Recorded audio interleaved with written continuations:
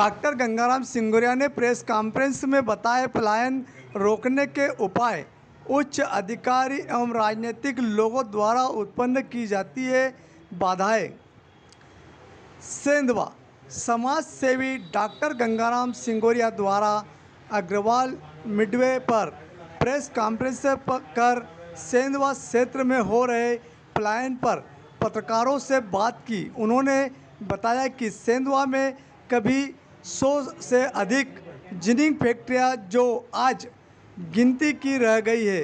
रोजगार की कमी से व्यापारियों के साथ फैक्ट्री में काम करने वाले मजदूर भी पलायन कर रहे हैं। जिनिंग फैक्ट्रियों के रहते किसी भी आदिवासी परिवार का पलायन नहीं होता था, किंतु आज स्थिति विकट है। पर्यावरण संरक्षण एवं वनों के माध्यम से सेंधवा क्षेत्र से पलायन रोका जा सकता है। इस संबंध में बताया कि उनके द्वारा व्यावसायिक फसल व वन का विकास कर पलायन रोका जा सकता है। उच्च अधिकारी एवं राजनीतिक लोगों के कारण समाज हितैषी कार्यों में बाधा उत्पन्न की जा रही है। सुनिए डॉक्टर गंगाराम सिंगोरिया के जुबानी।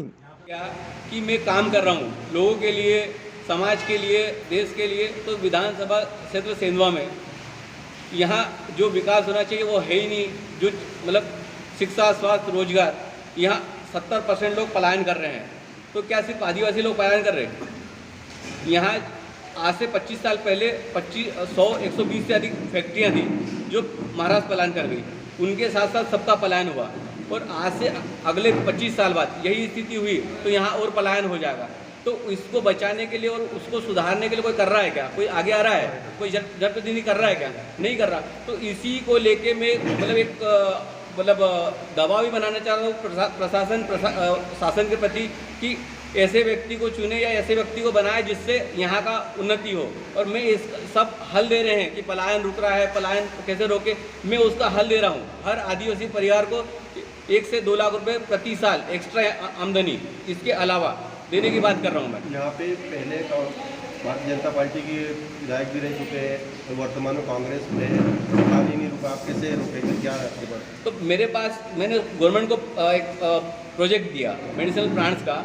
जो महंगे पौधे हैं वो किसानों के मेड़ों पे ला के हर किसान को 1 से 1.5 लाख की एक्स्ट्रा आमदनी होगी। जैसे चंदन है, अगरवुड है, लाल चंदन है, ओलिव ऑयल महाराष्ट्र जैसे सूखी ज़मीन में हो रहा, वहाँ की सरकार कर रही, तो यहाँ भी होना चाहिए। यहाँ प्रदेश स्तर की कार्यशाला में मुझे बुलाया कि कैसे इनकम बढ़ाए, कि कैसे उसके प्रोसेसिंग करें, कैसे मार्केटिंग करें, पर सब बुलाया। आखिरी में इन्होंने बोला कि मनरेगा में पैसा नहीं है, इसलिए पौधे एक भी सप्लाई नहीं किया, जबकि करोड़ों रुपए उसके ऊपर सरकार ने खर्च कर दिया। आप निवारण योजना, मनरेगा योजना। आप क्या मानते हैं कि ये पलायन होने का कारण बन सकता है? ये सब 100%। यदि आप सोचिए, यदि हर आदिवासी परिवार को 1 से 1.5 लाख रुपए, 2 लाख रुपए इनकम हो जाएगी तो क्यों पलायन करेगा आदमी? पलायन क्यों करेगा? यहाँ की जो फैक्ट्रियाँ यहाँ डलेगी, उनको जो बाहर सुविधा है वो यहीं रहेगा, तो काहे को पलायन करेगा? आप किसानों के प्रति जागरूक हैं? किसानों के प्रति, आदिवासी होने के नाते आदिवासियों के प्रति मैंने जो एक छोटा सा स्कूल चालू किया था, जो अरुण यादव ने उद्घाटन किया था। यहाँ के मंत्री अंतर सिंह आर्य, गैरसिंह रावत विधायक और सभी सरपंचों के सहयोग से 2006 में चालू हुआ था प्रदेश का पहला आदिवासी पब्लिक स्कूल। वो उनसे नहीं चला, वो 2009 से मैं चला रहा हूँ। 2011 में सरकार को उसके अनुदान के लिए भेजा, सरकार ने अनुदान नहीं दिया। 2015 मेरे को मालूम पड़ा कि वो सरकारी ज़मीन पे है बना हुआ, और वहाँ जब मालूम पड़ा सरकार ने मेरे को भेजा तो मैं उनको 16 में भेज दिया कि मेरे को ये ज़मीन आवंटित की जाए हमारी संस्था को, पर उन्होंने नहीं करते हुए हम मेरे नाम से, पर्सनल नाम से दंड बनाते रहे। और अभी इस साल मेरे को जेल भेजने की कार्रवाई की जाए उसमें। अभी मैं कलेक्टर को देके आया कल आवंटन के लिए ज़मीन का। तो यही जो काम करने वाला व्यक्ति है उसे परेशान किया जा रहा है। क्या कोई संगोष्ठी चलाएंगे सर इसके लिए? आप एक मुहिम तो चला रहा हूँ, सब लोग जुड़े हुए मेरे से। बांस मिशन के तहत तीसरे साल मैंने 1,28,000 मोदी जी के आह्वान पे 1,28,000 पौधे मैंने सप्लाई किए, लगवाए किसानों को।